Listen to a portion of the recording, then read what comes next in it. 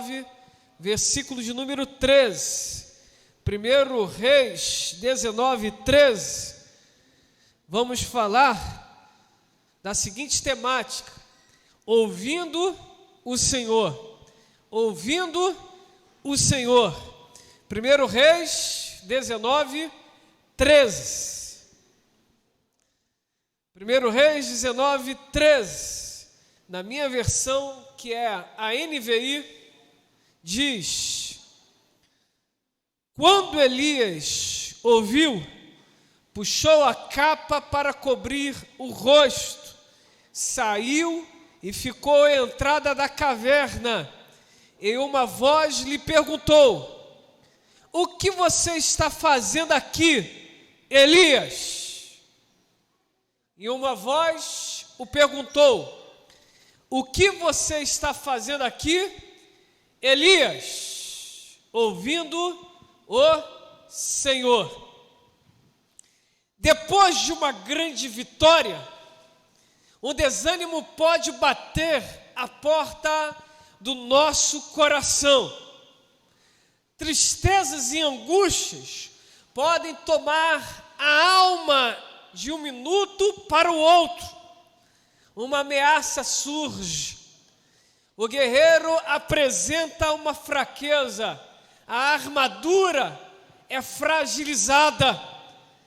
Uma caminhada ao deserto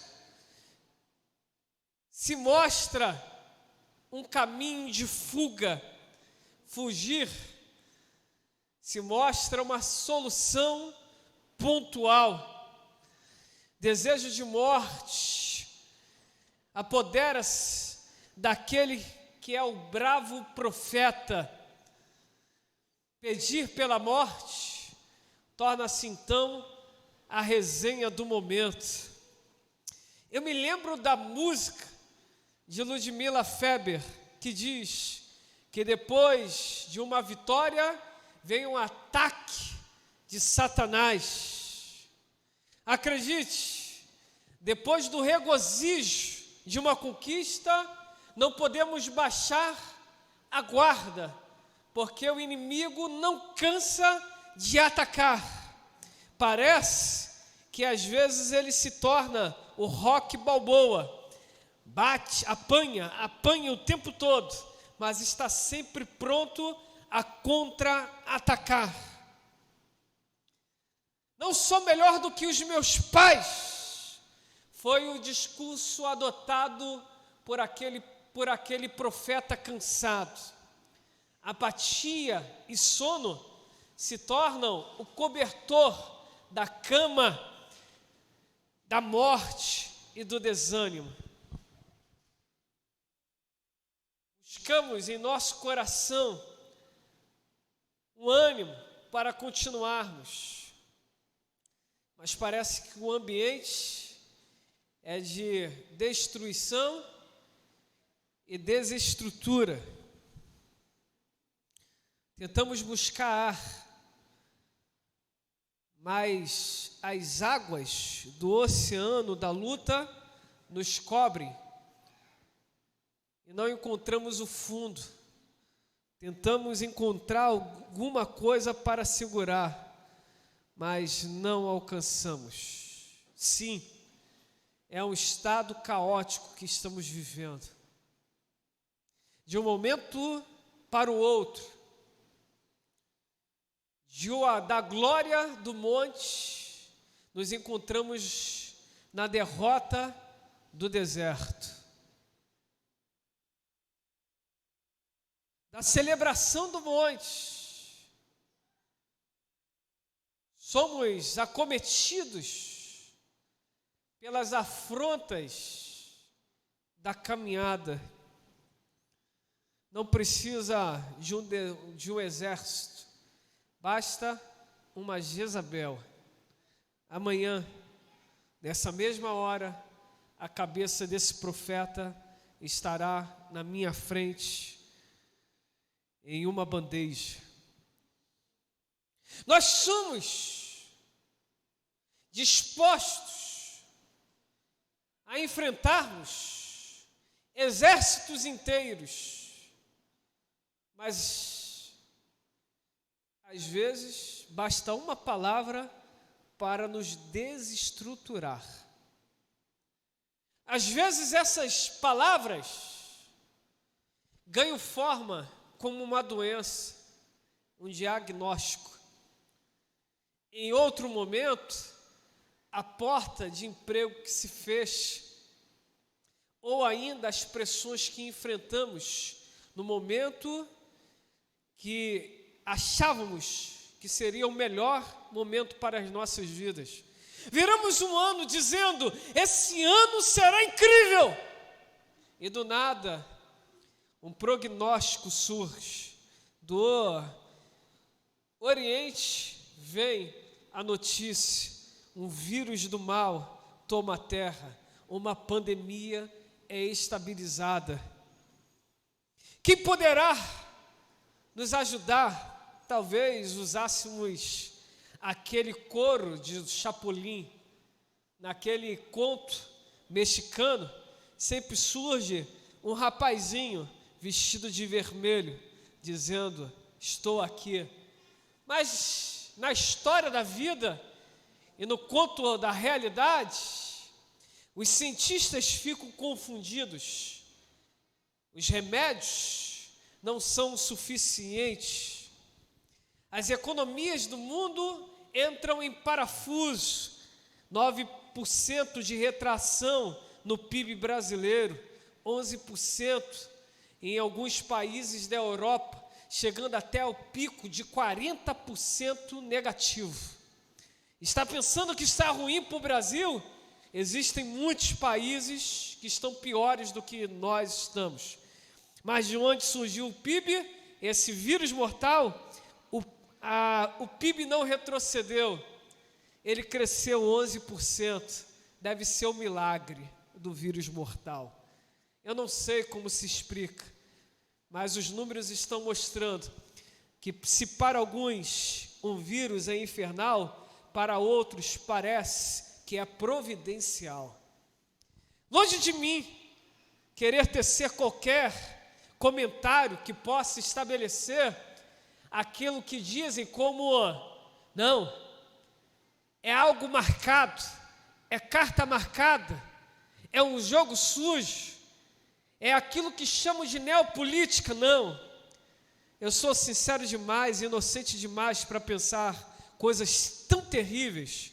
Quem ganharia com a morte de centenas de milhares de pessoas apenas para lucrar? Não existem seres humanos tão frios a esse ponto. Não existem seres humanos que digam: prefiro arrancar a cabeça do profeta para viver em paz no meu país, sem afronta na política, sem desestabilidade na economia, com toda a agricultura andando de vento e polpa, pois se arrancar a cabeça do profeta, a chuva voltará a cair normalmente. Não teremos mais a seca de 3 anos, não teremos mais 400 profetas de Baal sendo mortos na frente de toda a população, não teremos mais a nossa autoridade sendo colocada em queixa diante de todo Israel de Deus. Não, isso daí é conto de carochinha, só são aqueles que inventam histórias, mas nós não, somos inocentes e acreditamos piamente que às vezes as coisas só têm que acontecer. Mas olha, como diz já o dito popular, a doença não dá em poste, ela dá em pessoas. O poste pode ser destruído, mas são as pessoas que morrem. O desemprego chega às pessoas. O desequilíbrio familiar chega a casas, a famílias.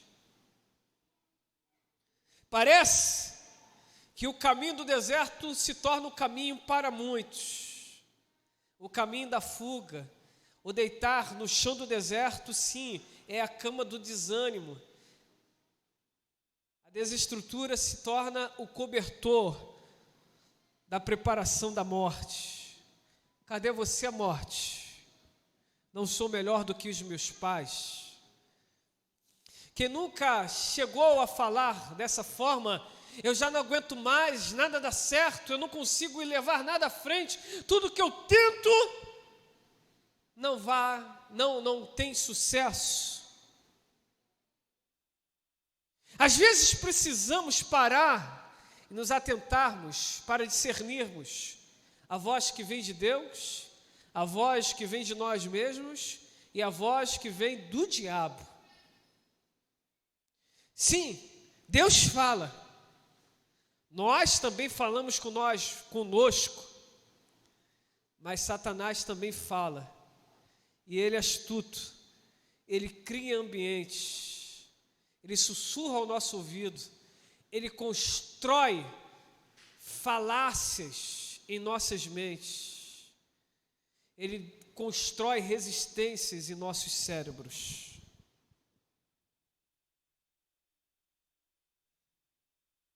O bravo guerreiro, profeta, está abatido. No deserto se encontra, mas o céu se move e o anjo chega. Comida está pronta, levanta e vai comer, disse o anjo. De onde vem a comida? O profeta está desanimado demais para perceber isso.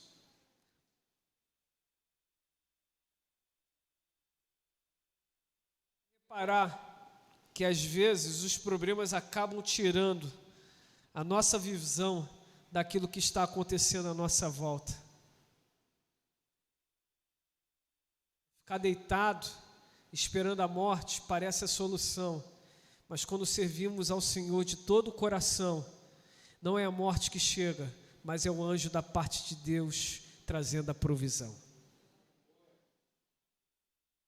O céu está se movendo, ainda que à nossa frente pareça que as coisas estão paralisadas. O céu está se movendo, ainda que a única coisa que ouçamos seja o silêncio do deserto. A qualquer momento, o anjo chega, o alimento vem junto, ainda que não estejamos percebendo, ele toca em nós e diga: levante e coma. Mas como comer no meio do deserto?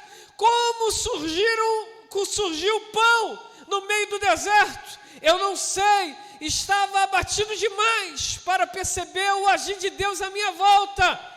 Eu não sei de onde veio o pão, eu não sei como Deus proveu o pão, mas uma coisa é certa: Deus proveu o pão.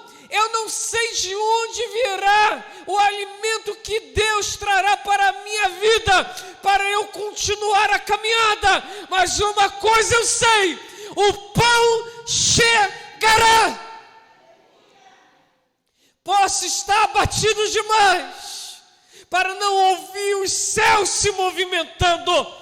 Eu posso estar abatido demais para não ver o anjo que está ao meu lado, mas eu sei que na hora certa Deus irá me tocar e dirá: levanta e come.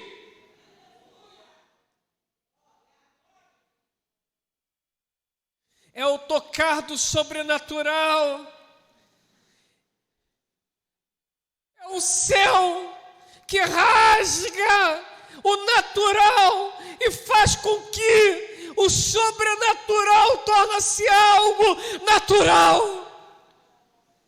É uma conversa com o anjo, é uma prosa com aquilo que é do divino.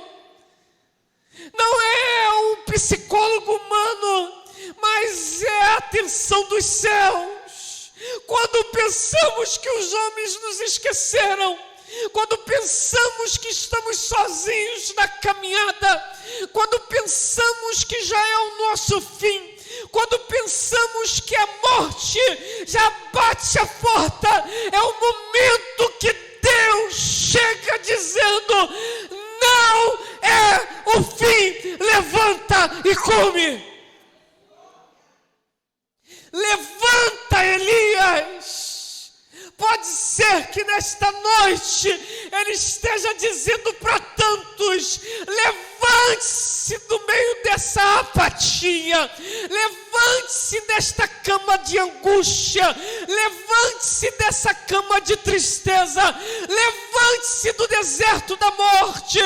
Aí não é o seu lugar.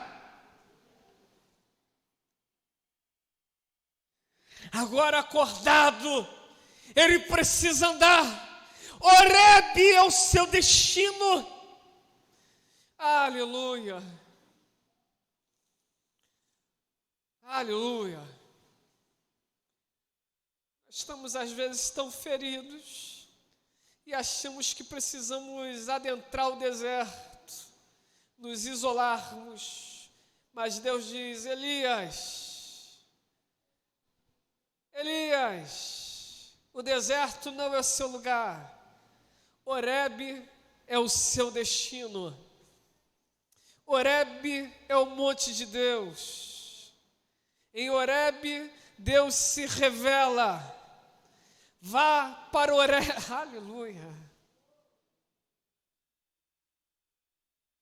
Quero ir para o deserto encontrar a morte. Deus está dizendo: vai para o Horebe que eu tenho um encontro contigo. Eu quero ir para o deserto porque eu quero estar ali deitado na cama da angústia. E Deus diz: Elias, vai para o Horebe porque eu tenho restauração para você. Ouvindo Deus. Não é fácil, mas é necessário. Deus fala. Fala comigo, Deus fala. Mas fala com fé, não como abatido, mas como um vitorioso. Deus fala. O caminho é percorrido, mas o desânimo insiste em encontrá-lo. Uma caminhada de 40 dias é traçada, mas quando ele chega a Horebe, como uma sombra durante o dia, ali também está o desânimo. Uma caverna imediatamente encontrada, um esconderijo para quem está abatido e ferido. Anjo, vento forte, terremoto, fogo, mas é na brisa, é no murmúrio de uma brisa suave que Elias então percebe que Deus está naquele lugar. Estava meditando nessa palavra, o Espírito Santo me fez lembrar de Gênesis capítulo 3, versículo de número 8, quando o casal estava no Éden, depois de terem caído em pecado, em desobediência. Versículo 8 diz: ouvindo os passos de Deus no jardim, em meio à brisa do dia. Em meio à brisa do dia. Em meio à brisa do dia. Às vezes nós estamos tão agitados. E Deus chega como sendo: eu sou aquilo que você necessita. Nosso coração está agitado como na primeira canção que cantamos. Mas Ele diz: eu quero falar contigo. E nós respondemos: faz o meu coração ouvir tua voz.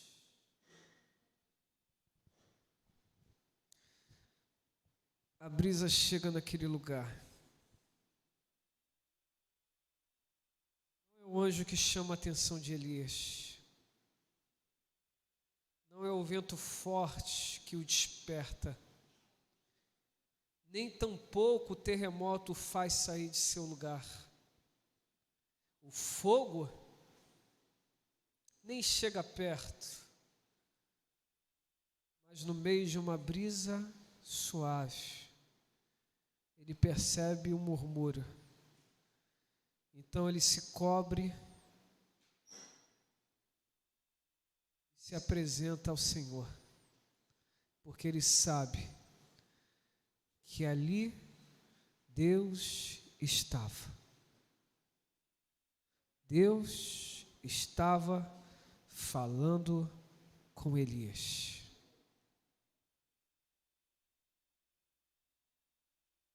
Quando somos envolvidos por essa brisa, o tempo para.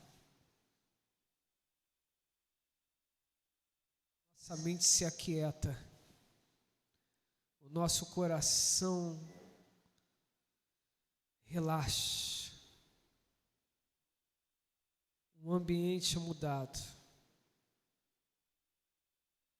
Nós sabemos que aquele lugar não é mais um lugar natural.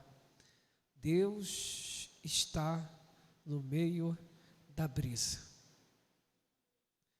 É o suficiente para movimentar o profeta ferido.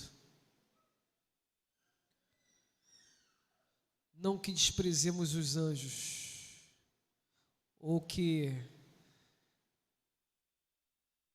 apresentemos pouca importância para o vento forte, para o terremoto ou para o fogo. Mas quem conhece Deus sabe que só quem pode mudar algumas situações é o Senhor. Os anjos não podem fazer nada sem a autorização de Deus. O vento, o terremoto e o fogo obedecem à voz do Senhor. Elias não despreza aquelas manifestações, mas ele sabe que somente Deus poderia mudar o quadro que ele estava vivendo. Desejo, diante dessa introdução, tecer algumas considerações. Primeira, discernindo as manifestações. Nem tudo que parece natural forte ou sobrenatural comum é Deus. Para alguns, não que despreze os anjos, seria maravilhoso para mim em ver anjos, eu estaria já arrebatado. Mas precisamos entender que os anjos são mensageiros do Senhor. É evidente que não estou desprezando o vento, o terremoto ou o fogo, as manifestações. Não estou desprezando-as, mas eu preciso discernir onde Deus está ali. Eu sei que estamos vivendo um tempo de emocionalismos, onde as pessoas vão ao delírio a qualquer vento, a qualquer voz, a qualquer manifestação. Filhinhos, não vos assusteis, Satanás se transforma em anjo de luz.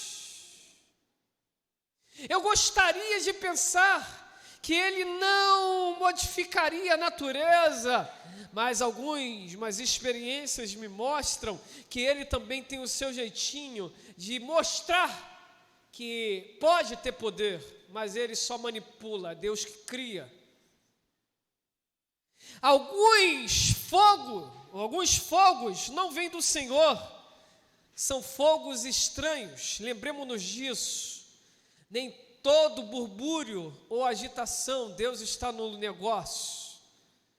Existem manifestações que não vêm da parte de Deus. Lembremos-nos, existem muitos espíritos neste mundo, inclusive os espíritos malignos. Nem todas as manifestações são manifestações de Atos capítulo 2. Nem todos aqueles que dizem, assim diz o Senhor, estão sendo direcionados por Deus. Um grito, um estardalhaço, um movimento, uma expressão, pode até ser da parte de Deus ou não. O que então vai nos ajudar em meio às manifestações? O discernimento. E discernimento é um dom do Espírito e só é dado para aqueles que mergulham no conhecimento de Deus. Aquele que tem os meus mandamentos e os guarda, este é aquele que me ama. Aquele que me ama será amado pelo meu Pai, e eu também o amarei e me manifestarei a Ele. Precisamos entender que nem tudo que parece uma manifestação natural forte ou sobrenatural comum vem da parte de Deus. Antes, precisamos estar ali, discernindo o que vem de Deus e o que não vem, para que neste processo da vida não sejamos enganados, mas no meio da dor encontremos o alívio para nossas respectivas almas. O fato de você estar ferido não justifica a sua falta de discernimento espiritual. O fato de estarmos angustiados não subtrai em nós a necessidade de uma vida real com Deus. Tem muitos que caem em uma apatia espiritual e por isso caem em ostracismo religioso, mas nós não.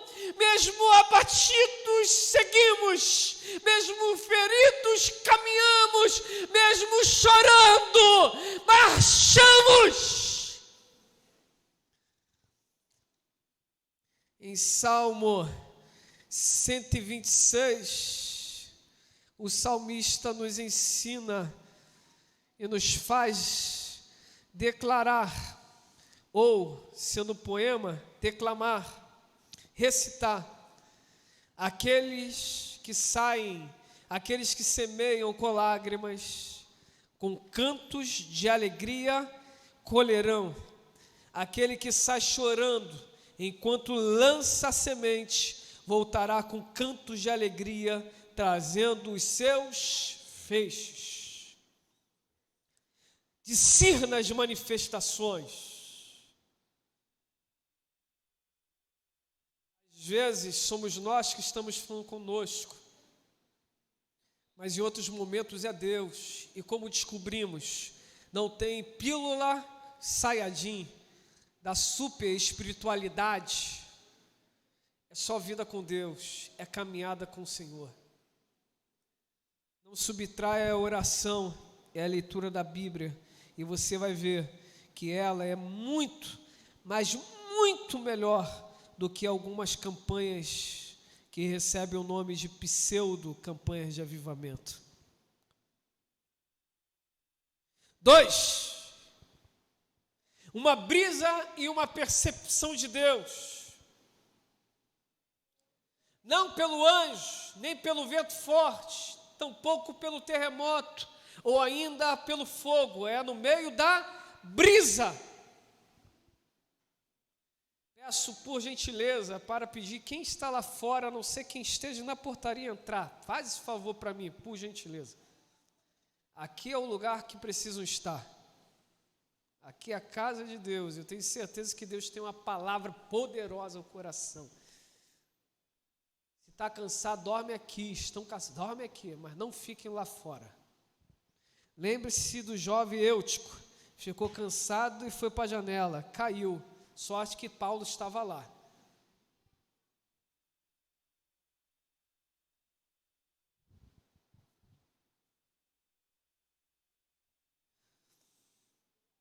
Dois, uma brisa e a percepção de Deus. Na calmaria de uma brisa, a percepção toma. Eles entendem que é o Senhor que está naquele lugar. Eles não têm dúvida disso. Ele não tem dúvida disso. Ele sabe que é Deus que está naquele lugar. Ele treme ao ponto de colocar sua capa sobre a cabeça. Ele humildemente reconhece a autoridade do Senhor que estava naquele lugar. Ele humildemente se apresenta ao Senhor. Ele não usa desculpas. Ele não usa qualquer tipo de subterfúgios, ele simplesmente se apresenta, mas é uma brisa, Elias. Poderia ser no fogo, no meio do fogo, não, mas é numa brisa. Poderia ser no terremoto, mas foi no meio de uma brisa. Poderia ter sido no vento forte, mas foi numa brisa. Deus se revela para cada um de nós, conforme aquilo que naquele momento estamos prontos para discernirmos. Para o povo de Atos capítulo 2, o Espírito Santo se manifesta como um vento impetuoso e veemente. Eles precisavam ser agitados, eles precisavam ser movidos da apatia que estavam vivendo, mas Elias já estava agitado demais em seu coração. Logo, Deus se mostra para Elias no meio de uma brisa suave.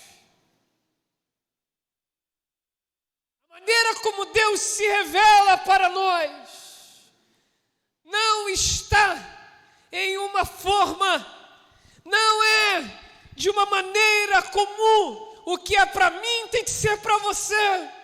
Para todos nós, Deus se revela da maneira como nós estamos capacitados a entender. Para alguns é necessário um vento forte. Para outros é necessário um terremoto para abalar o local onde estão, a estrutura de onde se encontram. Para outros é necessário fogo, porque estão frios demais, precisam ser aquecidos. Mas para Elias, que estava com uma angústia tenebrosa em seu coração, Deus se mostra para Elias no murmúrio de uma brisa suave. No murmúrio de uma brisa suave. Como está o seu coração hoje? Eu sei que Deus quer falar com todos nós. Com todos nós. Pode ser que você precise discernir uma brisa e a percepção de Deus. 3 e último, um ambiente dos céus. A irmã Maria Ângela citou o Salmo 46, 10. E eu quero citar Salmo 46, versos 4 e 5, que diz: há um rio cujos canais alegram a cidade de Deus, o santo lugar onde habita o Altíssimo. Deus nela está, não será abalada. Deus vem em seu auxílio desde o romper da manhã. Digo eu, nem a teologia, mas Deus é Espírito, mas sendo Espírito, em algumas manifestações, parece que Deus também é um lugar. E explico, porque quando Ele manifesta a sua graça, nós entendemos que aquele ambiente onde Ele manifesta, deixa de ser um ambiente comum e passa a ser um ambiente do céu. Pode estar no deserto, mas é o céu na terra. Pode estar no palácio, como no caso de Isaías. Eu vi os céus abertos e o Senhor estava sentado no alto e sublime trono. Naquele lugar é o céu na terra. Pode ser no meio de uma caverninha. Moisés olhando uma sarça que pegava fogo, mas não se consumia. Aquele ambiente natural se torna manifestação dos céus. É céu na terra. Pode ser que o céu na terra, inúmeras vezes, seja a sala da sua casa, o quarto da sua casa, a cozinha do seu lar, o banheiro do seu lar. Aqueles momentos em que dobramos os nossos joelhos com o coração quebrantado e percebemos que naquele exato momento o ar fica rarefeito. Tem algo diferente no ambiente. Não é invencionismo, nem tampouco emocionalismo. Não, é Deus na terra. Eu gosto da expressão pentecostal, que a Bíblia diz em Isaías: ouvi, ó terra, e os mais roxos dizem: ouça, ó terra, que é o Senhor que vos fala. Eu não sei você, mas todas as vezes que acontece isso eu me tremo todo. Sim, é o céu na terra. Não existe um endereço ou um CEP. Pode ser dentro do ônibus, pode ser dentro do seu carro, pode ser na fila do banco, pode ser na espera de uma consulta. É aquele momento em que um ambiente de peso, de dor, de angústia cede e o ambiente do céu toma o lugar. É a cidade de Deus, o santo lugar do Altíssimo. Deus habita nela. Ela não será abalada. Ao tempo que Ele é um lugar, Ele faz de nós também uma habitação. Possa ser que pela minha voz Deus esteja dizendo para você nessa noite: aleluia, você não será abalado. Você não será abalada.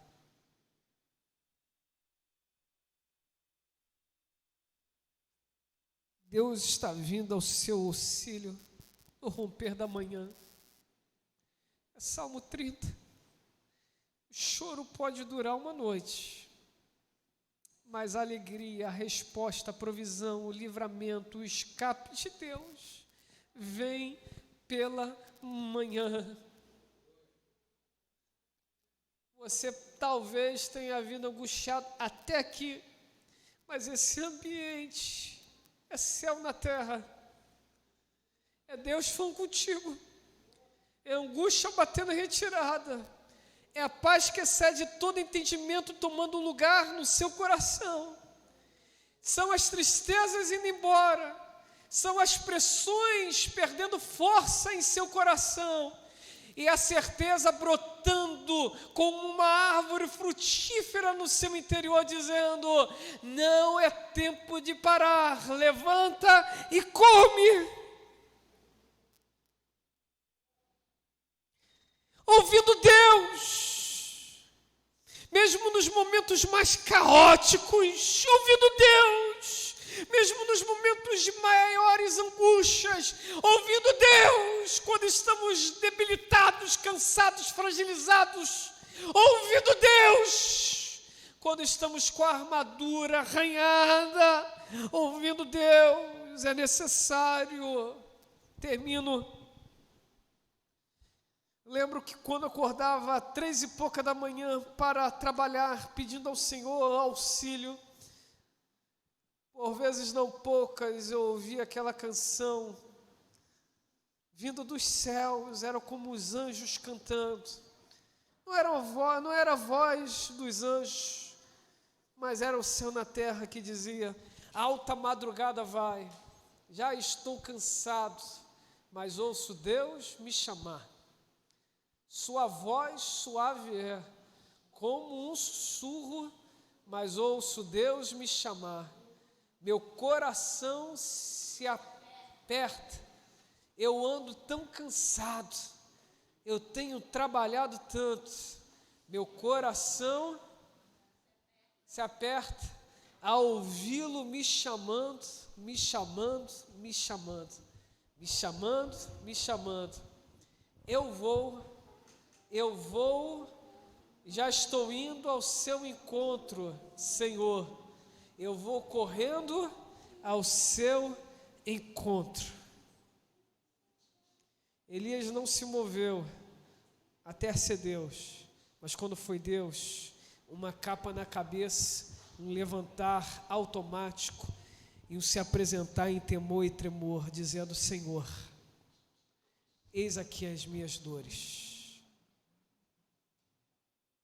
Se Deus estiver te chamando nessa noite, como você vai responder? Espera aí, como meus filhos falam comigo às vezes, ou sim, Senhor, eu estou indo ao teu encontro como deveria ser. Ouvir Deus é necessário, principalmente nos dias de dores que estamos vivendo. Satanás sopra dizendo: resolva desse jeito, dá o teu jeitinho dessa forma, mas o Senhor está dizendo: só há solução em mim. Nós precisamos nos desmamarmos da autossuficiência e da força dos nossos braços. Precisamos depender exclusivamente do Senhor. Faltam poucos minutos para terminarmos, mas eu quero fazer 2 convites. Primeiro,